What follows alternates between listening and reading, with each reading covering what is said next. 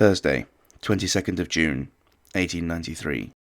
The normally quiet waters of the Mediterranean Sea are a boiling, churning mess of debris and screaming, drowning sailors. One of the most powerful symbols of the British Royal Navy is rapidly slipping beneath the waves, so quickly that her propellers are still turning as she takes her final plunge. But how did it happen? Britain was not at war with anyone. What had caused such a mighty battleship to suddenly founder on a sunny day in calm seas in peacetime? Today, Descent into Darkness explores the murky depths to examine the loss of HMS Victoria.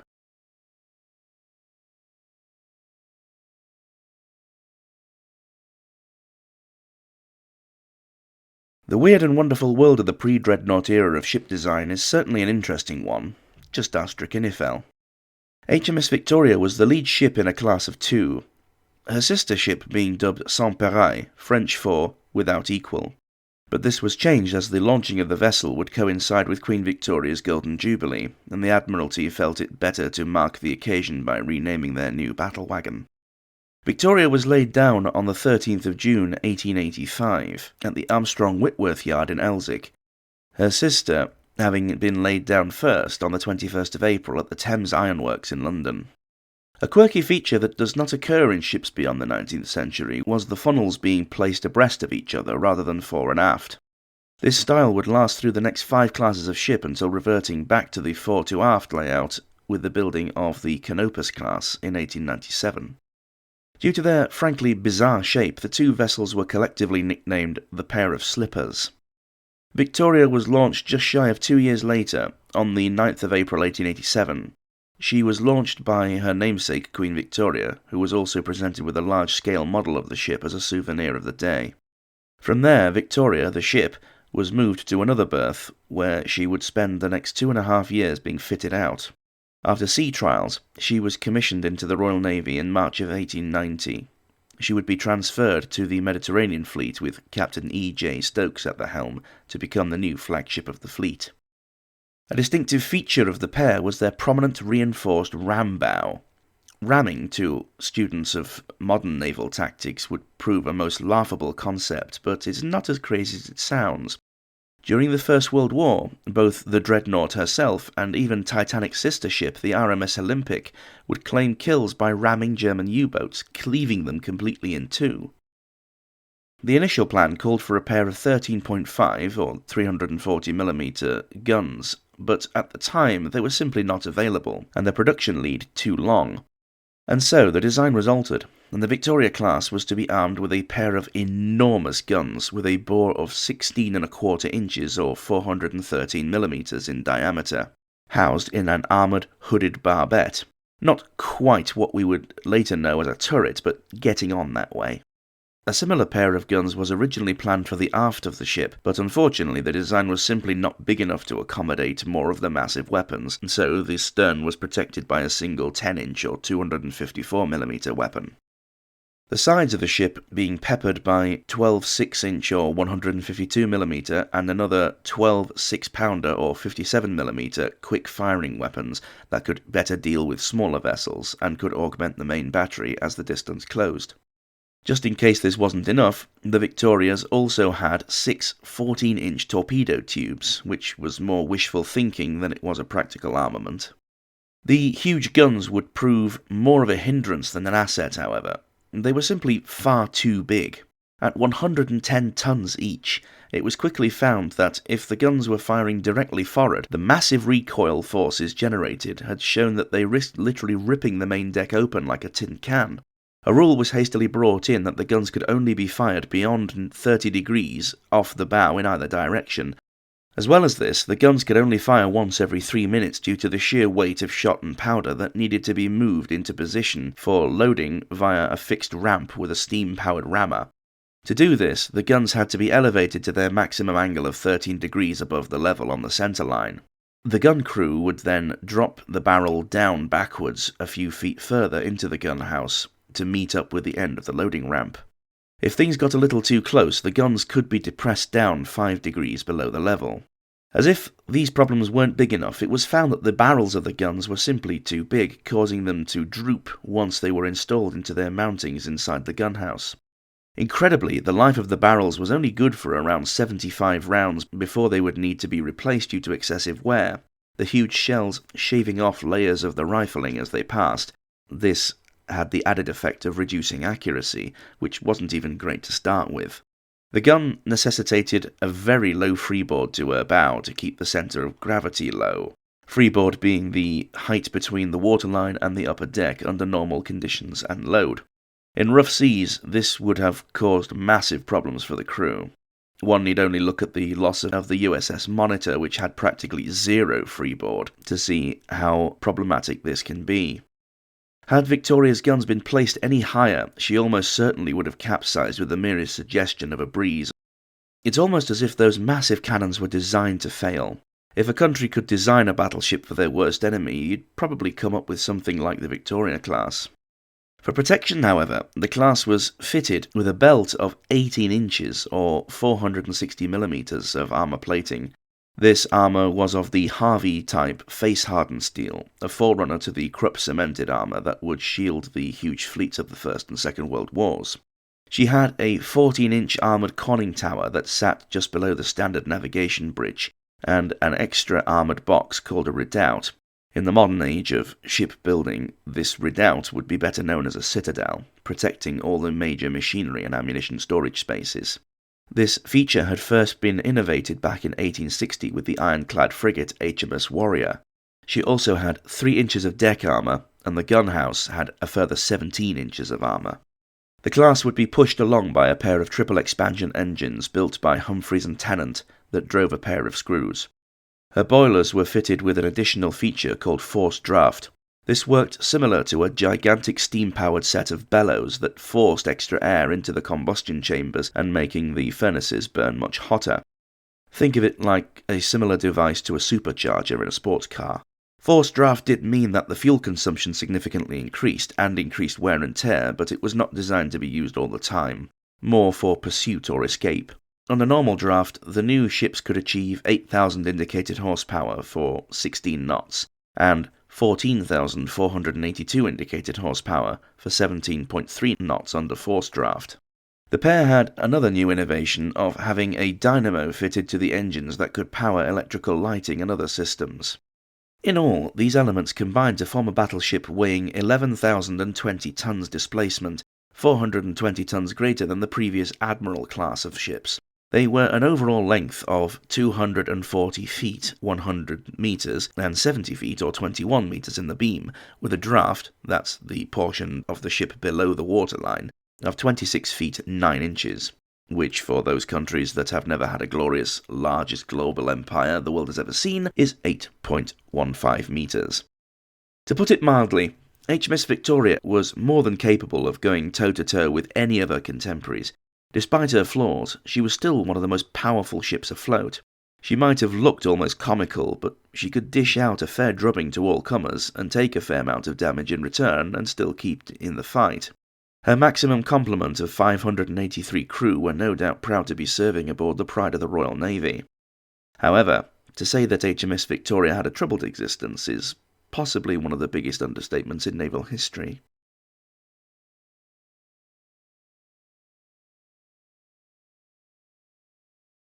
In 1891, HMS Victoria gained new commanders. Vice Admiral Anthony Hoskins was replaced by Vice Admiral Sir George Tryon, who also brought his flag captain Maurice Burke, who took over the role from Captain J.C. Burnell. Normally, a change of commander is a mundane event and very rarely ever worthy of note, but you know I wouldn't be mentioning it if it didn't hold any significance. Victoria's new admiral was a bit of a maverick. Sir George Tryon was renowned for his out-of-the-box thinking and fresh ideas of how to command. He had served in the Crimea and had a string of commands under his belt, including HMS Surprise, Raleigh and Monarch. He had also commanded a posting in Australia, afterwards serving as superintendent of the Naval Reserve before giving command of the fleet in the Med, one of the most prestigious postings for a commander at the time. George's 3 brothers had all served in the army, and perhaps he just wanted to be different. He had become a naval cadet at the age of 16, much older than most boys, but he soon quickly found his feet and became known as a highly intelligent and astute young man, who would no doubt go far. The best example of Tryon's forward thinking was his alteration to the flag signalling system that he referred to as TA. This replaced the old signalling system of hauling up a complicated string of different flags that translated to an order, waiting for the receiving ships to haul up the same combination of flags to acknowledge the order, and then the lead ship would haul down their set of flags, which was the signal for the other ships to execute the order. This took forever to get an important order carried out, especially in the heat of battle where every second counts. This was also compounded by the fact that the possible combinations of signals and their meanings had grown to a stupendous number, making prompt translations to the commanders difficult. Tryon's new simple TA signal shortened this painful time lag by allowing his subordinates to use their own initiative to simply copy what the flagship was doing, essentially, just follow the leader. He also did away with the acknowledgement signal and the haul down to execute parts of the procedure.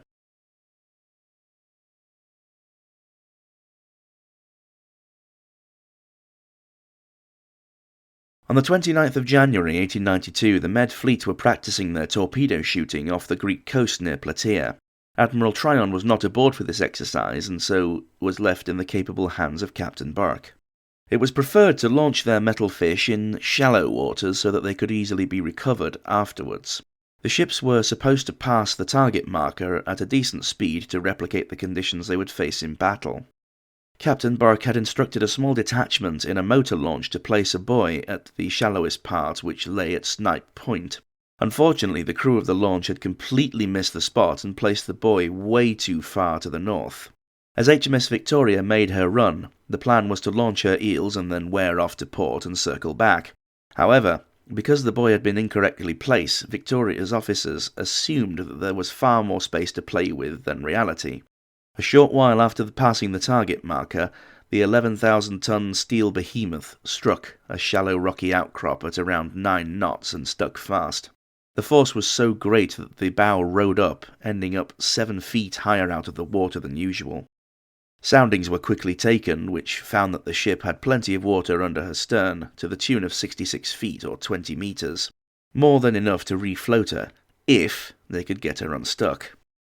Immediately they tried to put her engines astern and try to back her off the rocks, but this was a wasted effort. Damage control teams reported back that the forward 3 compartments were flooded and the keel had sustained some damage. The paddle steamer tug Samson was ordered to lay alongside to help take off some of the non-essential equipment to help lighten the ship and to provide extra pumps for the flooded areas. Upon hearing of the grounding, Vice Admiral Tryon had immediately rushed aboard HMS Surprise and had gotten to the scene to coordinate the salvage efforts. Temporary patches were placed on the damaged areas, including cement blocks to shore up the worst affected areas and forming a cofferdam to keep more water out. The crew stripped out absolutely everything they could, even unceremoniously dumping 475 tons of coal overboard. In all, they managed to unload around 1,253 tons of weight from the ship.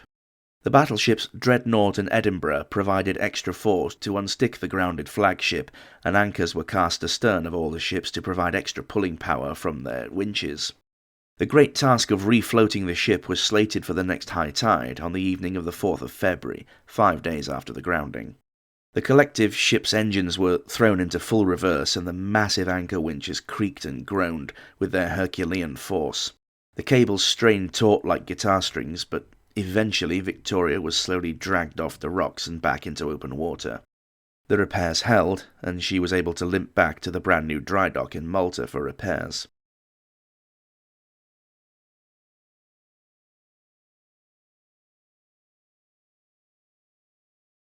On the 22nd of June, 1893, the whole of the Med Fleet battle line were due to take part in fleet exercises off the coast of Tripoli in the Lebanon. All of the fleet's battleships were arranged in 2 columns, 1,200 yards or 1,100 meters apart, heading toward the Lebanese coastline. As flagship, Victoria was head of the starboardmost column, consisting of the battleship Nile, Dreadnought, Inflexible, Collingwood, and Phaeton. The 10,600-ton HMS Camperdown, containing Admiral Tryon's second-in-command, Rear Admiral Albert Markham, would head the portmost column consisting of Edinburgh, Saint-Péray, Edgar and Amphion. All ships were steaming at a stately 8 knots or 9 miles an hour. All was going well until Admiral Tryon made the decision that would change everything. The order was hoisted up on the flagpole for both columns to come about in succession, preserving the order of the fleet, meaning that the 2 columns would to turn 180 degrees around one by one. Victoria's column would be coming to port and Camperdown's column to starboard. The glaring problem to all present was that the turning circles for both columns overlapped each other by a considerable margin, both ships needing about 800 yards or 730 metres to turn, and given that you can't exactly stop these massive machines on a dime, this placed both sets of vessels in grave danger. If the manoeuvre was to be made, each vessel in turn would have to thread their way through their opposite numbers very carefully. To put it simply, this was a highly dangerous move. Aboard the bridge of HMS Camperdown, there was hesitation. Everyone instantly knew the command was highly risky. An eternity seemed to pass as the officers discussed what they should do. Some favoured asking for further clarification of the orders, others were adamant that the orders should be followed to the letter.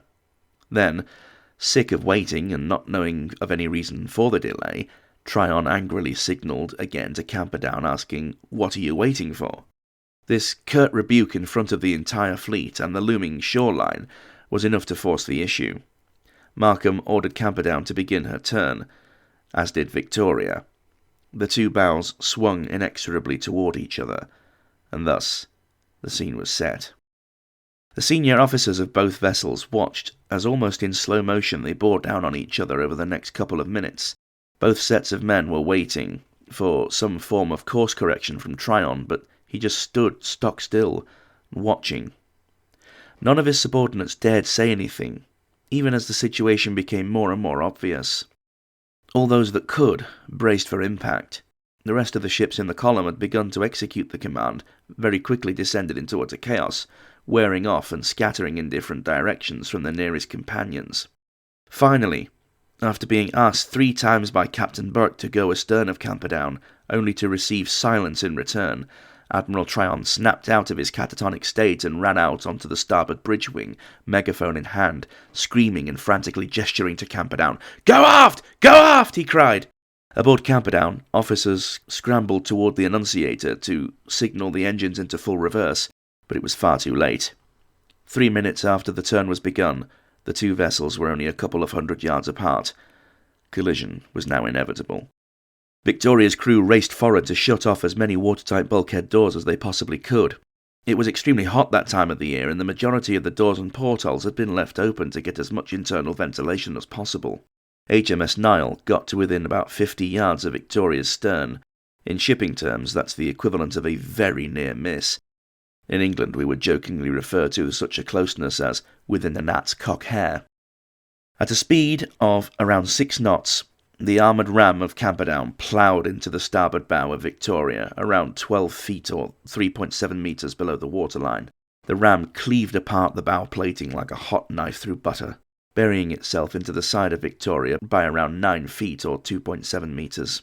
The collision point being ahead of the flagship's armoured athwart bulkhead of a citadel box.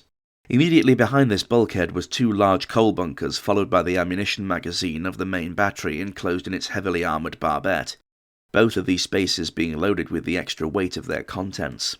The inertia of the 2 ships' momentum then caused them both to twist while still connected, the gaping hole in Victoria's side being widened as a result. 2 minutes after the initial impact, the now reversing engines had begun to pull Camperdown away. Tragically, this was one of the worst things that could have happened at this point, as initially, Camperdown's bow was acting almost like a plug, preventing a lot of water from entering Victoria's lower decks. When they pulled away, the sea flooded in to the 100 square foot or 9.3 square metre gash. Sadly, the crew had not managed to get all of the doors closed off, and the sudden rush of water meant the remaining ones could not be gotten to. Almost immediately, Victoria began to settle by the head and develop a rapidly deteriorating starboard list. Within only 8 minutes, the entire bow fell beneath the water. A group of men under Lieutenant Herbert Heath had managed to struggle with a collision mat to unfurl it over the hole in the hull to slow the ingress of water, but by the time that they had dragged the mat to the side rail, the deck was already under water, the men up to their thighs, and so the effort was abandoned as futile. Captain Burke had rushed below to inspect the damage, but quickly saw the dire situation and recognized that the ship was doomed. He ordered the crew to leave the area and assemble on the top deck. With the men mustered, no doubt fearful of the rapidly sinking ship, Captain Burke ordered his men to attention, and then to turn and face the starboard railing. He then calmly gave the order to abandon ship. The ratings ran headlong toward the lifeboats, trying to get them launched. The ship's rapid settling very quickly rendered this task impossible, and so the men poured over the side of the ship and into the water. Victoria's chaplain, the Reverend S.D. Morris, was last seen aiding the sick and injured to get away from the ship. He was nobly described by a survivor thusly: "In the hour of danger and of death, when all were acting bravely, he was conspicuous for his self-denying and successful efforts to save the sick and to maintain discipline. Nobly forgetful of his own safety, he worked with others to the end, and went down with the vessel. Seeing escape impossible, he folded his arms upon his breast, and looking up to heaven, his lips moving in prayer, he died." If this isn't the definition of a true hero, then I don't know what is, dear viewer. Vice Admiral George Tryon was last seen on the bridge as Victoria's forward upper deck became awash and her starboard list increased dramatically. His fellow officers tried to get him to abandon ship, but, much as before, he could not be roused. All he could say, over and over again, was, "It's all my fault. It's all my fault." His colleagues did not press the issue. They made their way to the side and took their chances, jumping into the sea and trying to swim away before the battleship fell on top of them. Tryon would go down with his ship. In any other situation, an heroic act. In this case, an ignominious suicide. Only 13 minutes after the impact, HMS Victoria rolled completely over and sank by the head. As water flooded in through her funnels, the ship's boilers exploded due to the instant cooling, causing the thick steel walls to spontaneously shatter. Anyone unfortunate enough to have still been in the boiler room at this time would have almost certainly been scalded by the extreme heat, turning the initial floodwater into steam. The explosions could be heard very clearly by the other ships of the squadron. As she slipped beneath the waves of the Mediterranean, her screw still turning, she sank so rapidly that the order to abandon ship had not even reached any of the crew in the engine room. Just before she completely disappeared, a man with a camera aboard HMS Collingwood snapped a photograph showing HMS Nile on the left and what little remained visible of Victoria on the right. The motion of the propellers obvious from the blur. One of the first photographs of a sinking warship, if not the first.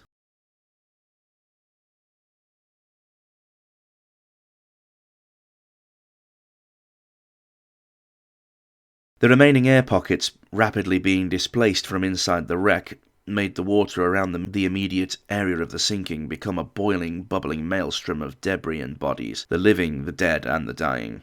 One observer described the scene as like a gigantic saucepan of boiling milk. The ships of Victoria's column had all stopped engines and had begun lowering their own boats, but crucially, they all dared not get too close for fear of causing further collisions and getting tangled up in the rapidly foundering ship. The mess of the survivors floundering in the water had to swim to the small rowboats. In all, 357 officers and men were pulled alive from the water. 358 souls were lost to this disastrous event. One of the survivors pulled from the water was a young executive officer, or XO, who would go on to serve with distinction as one of the Royal Navy's greatest admirals, John Jellicoe. Jellicoe would be in command of the Grand Fleet during the largest naval battle ever fought in the Age of Steel Leviathans, 1916's Battle of Jutland. Another man lucky enough to make it to safety said of the scene, "All sorts of floating articles came up with tremendous force, and the surface of the water was like one seething mass. We were whirled round and half choked with water and dashed about amongst the wreckage until half senseless." HMS Camperdown was still afloat, although some rapid and frantic efforts had to be made to stop things from getting any worse. The collision had practically wrenched the armoured ram off, the disaster most definitely proving the effectiveness and strength of the ram bow, although I'm sure the Navy would have preferred to not have found out like this. Some temporary repairs were made, including getting some divers down to the flooded areas to close off some more compartment doors and the sealed areas pumped out. Camperdown was able to put in for repairs at nearby Tripoli, albeit at a painful 3 to 4 knots. the crew no doubt suffering from the guilt of what had happened. Her bow plating and ram were repaired over the next few months. Back home, as the news filtered in, a huge public outcry erupted, the powers that be at Admiralty giving very little away. The families of those who had served aboard Victoria held a protest outside the Admiralty building. These people were angered further when only the names of the 22 officers lost were published, but none of the other ranks. Answers were needed. This was peacetime.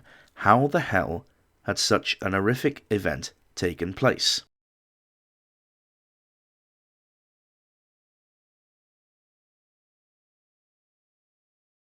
Back in the Med, a court-martial was quickly convened aboard HMS Hibernia, anchored in Malta, on the 17th of July 1893. Admiral Sir Michael Culm Seymour presiding, and Tryon's replacement as commander of the Mediterranean Fleet. Chief amongst those facing charges was Captain Burke, whose ship it was that was lost. Regardless of any other issue, a captain will always have to answer charges at such a time. Burke was quizzed intensely, particularly on the theory of whether Tryon had mistaken the turning circles of both ships for their diameter, thinking it was just 2 cables instead of 4, a cable being a nautical unit of measurement equating to 600 feet, or just shy of 183 meters. An extra margin of a further 2 cables should have been taken into account to ensure the safety of the whole manoeuvre. This shows that the 2 columns should have been separated by around twice the distance that they were. Burke echoed the thoughts of his colleagues at the time to explain his own inaction, that he fully expected Vice Admiral Tryon to issue a course and speed correction that would ensure the safety of the 2 ships. A number of officers stated to the court that they had independently heard Tryon repeating the words, "It's all my fault," as the ship foundered. Many witnesses expressed their shock that the Victoria had sank as quickly as she did. Rear Admiral Markham was also called to give testimony. He reported that he had indeed been highly confused by the initial order to turn, as he instantly recognised the danger in carrying it out. Following Tryon's furious signal questioning his delay, Markham had assumed the flagship would be turning much more slowly outside of his turn, letting him go ahead, and the Victoria would go after him to take up her place at the head of a respective reversing column, hence preserving the order of the fleet. A memorandum from Tryon was produced before the court that he had circulated to all commanders of his fleet ships, that read, "When the literal obedience to any order, however given, would entail a collision with a friend, paramount orders direct that the danger should be avoided, while the object of the order should be attained if possible." This shows that Tryon had foreseen that such an event could have occurred, and therefore had rightly issued this further clarification to his subordinates. Markham replied that he had been thinking about the safety of his ship, and had ordered the engines full astern, when it became obvious that the vessels were on a collision course. However, in the panic, whomever had grabbed the handles of the Annunciator had panicked, and only signalled 3/4 astern. Even Markham's flag captain, Charles Johnston, stated that even after the turn had begun, he still did not understand fully how the manoeuvre was to be safely executed, despite Markham's explanation of Tryon turning outside of him.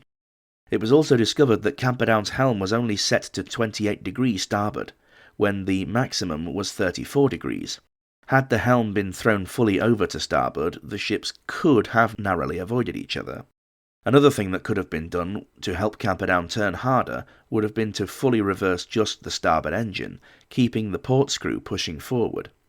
This, combined with a full helm, would almost certainly have avoided the collision, regardless of the closing speeds. But sadly, hindsight is a wonderful thing. Other officers from the bridges of both vessels expressed their dismay at the time, and had quietly conversed amongst themselves that what they were being asked to do was far too risky and should have been rethought.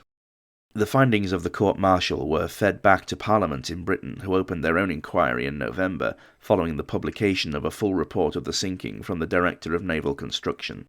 It was estimated that around 680 tons of water had rushed in following the separation, which, due to there not having been enough time to seal off all the affected areas, had managed to spread far more rapidly than any damage control efforts to be effective. The parliamentary inquiry found that the collision was caused by the following factors. 1.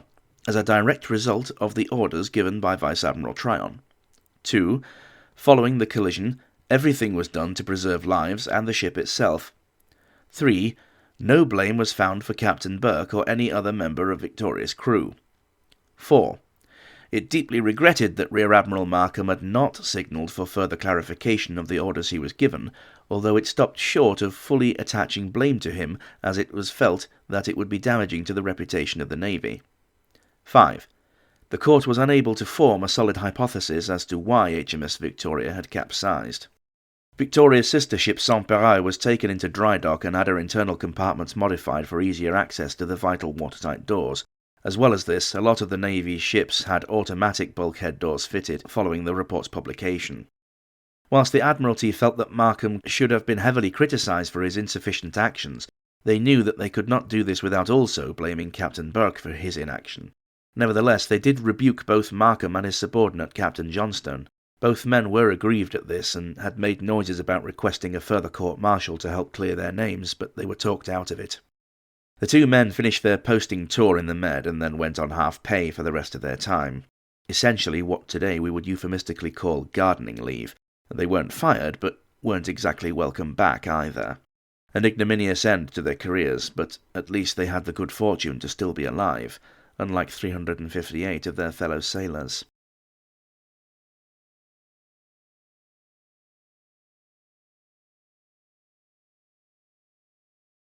HMS Victoria ended up spending more time on the stocks being built and fitted out than she did as a commissioned vessel.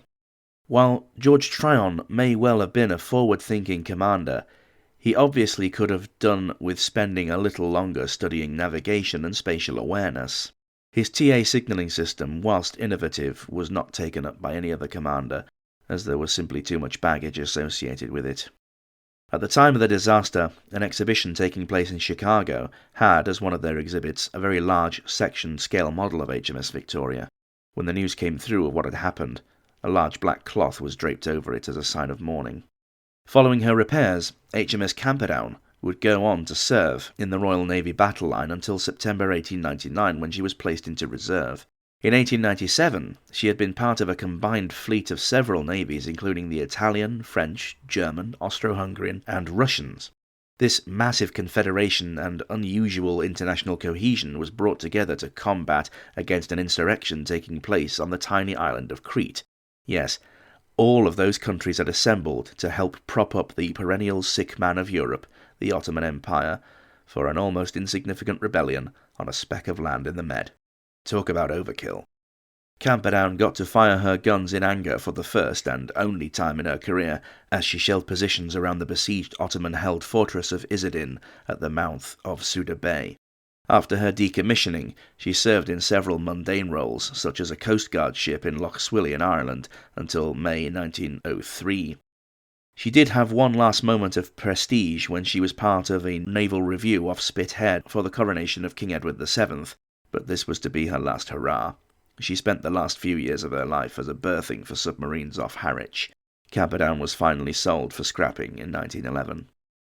The 1949 Ealing comedy Kind Hearts and Coronets, starring the very brilliant Alec Guinness, pays homage to the disaster with a somewhat farcical Admiral character played by Guinness giving orders that leads to a collision that sinks the flagship. A bit on the nose, don't you think? The wreck of HMS Victoria was discovered on the 22nd of August 2004. Amazingly, she is sitting almost completely vertically, her stern uppermost, 460 feet or 140 metres below the surface. The huge weight of her main battery turret, coupled with the still-turning propellers and her armoured ram, were no doubt a factor in this. The first 150 feet of the ship is buried in the mud and silt of the sea floor. The forward guns being totally buried, once again the ram bow really did what it was supposed to do. She is one of only a couple of wrecks to know to lie like this, Victoria being the largest by a comfortable margin. The wreck, despite being a grave, has been looted somewhat since her discovery, although one artefact that has not been recovered is a sword kept aboard the ship belonging to Admiral Horatio Nelson himself. This amazing relic was discovered by a diver named Mark Elliott, who found it in Admiral Tryon's cabin. He quite rightly re-hid this precious artefact, thought to be worth well in excess of £1 million, in another part of the wreck. Hopefully, looters will not be able to find it. She is diveable if you have the right scuba gear and training. If you're planning on making a dive on her, don't touch anything. She is a grave. Treat her with respect. The loss of HMS Victoria is a lesson in when and when not to follow orders. The one major problem that all military personnel can potentially face is that they would receive an order that they know fine well is either dangerous or outright reckless. It is at this point that they must make the decision of whether it is better to do as one is told and take the risk, or to disobey and to take one's chances at a court-martial. The commanders of both vessels in this incident had a duty of care to the men under their command and to the overall safety of their ship. In my opinion, both men failed in this. Markham, aboard Camperdown, knowing the order would have resulted in a conflicting movement, should have either allowed the flagship to go ahead or, better still, reminded Admiral Tryon of the danger of such a manoeuvre. Unfortunately, in the good old days, one did not question one's superiors, and despite the initial hesitance to execute, still carried out an order that they knew was dangerous. For that, I feel both Tryon and Markham are equally at fault. Tryon for clearly not knowing better, as a seasoned sailor such as himself should have foreseen the outcome of such an order, and then standing completely impassive despite being warned of the impending disaster, and still doing nothing until it was far too late. Markham's fault lies in being far more astute than his commanding officer, but still blindly following it to the letter. Neither man has a leg to stand on, in my opinion. If Tryon had survived, it is likely that he would have been stripped of his command and thoroughly disgraced. Still a far better fate than the 357 other souls that lay forever entombed in the wreck of HMS Victoria. A monument to the disaster stands today in the aptly named Victoria Park in Portsmouth, the historical home port of the Royal Navy. Let this tale serve as a warning to all. Just because someone is in charge does not mean they're correct.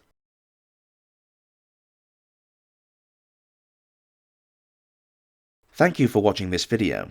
I hope you found it informative and entertaining. If you did, please consider liking and subscribing to help feed the ever-hungry YouTube algorithm. The channel analytics tell me that 90% of you aren't subscribed, and that makes me a sad panda. I'd also love to know what you think, so please leave a comment below and I'll happily respond to as many of you as I can. If you wish to do so, you can now support DID on Patreon or via the Super Thanks button if you would prefer to go down the one-off contribution route. And a massive welcome to 2023, everybody. A happy new year to you all. I hope you all had a great Christmas and New Year celebrations. I know I did. And now I have no scotch left. A moment of silence, please. I'm hoping to continue to build on the amazing community that we have helped to build on this channel. I really appreciate all the support that you have shown so far. You've no idea how encouraging it is and how humbled I am when I read all of your kind words. It's you that makes all of this worthwhile, and I really cannot thank you enough. I would like to give a particular shout out, if I may, to my very good friend Rob, who has been a massive encouragement to me to get started and to keep pushing on with everything. And to Carl, my old schoolmate Matty, and the American legend that is Quinn, for being amongst my first regular viewers, always giving me great feedback. You are all absolute leg ends. With a list as long as my arm, we have plenty of topics and ideas for new videos throughout 2023, so let's keep this train a-rolling. Choo-choo, baby. In the meantime, take care of yourselves, and I will see you on our next descent into darkness.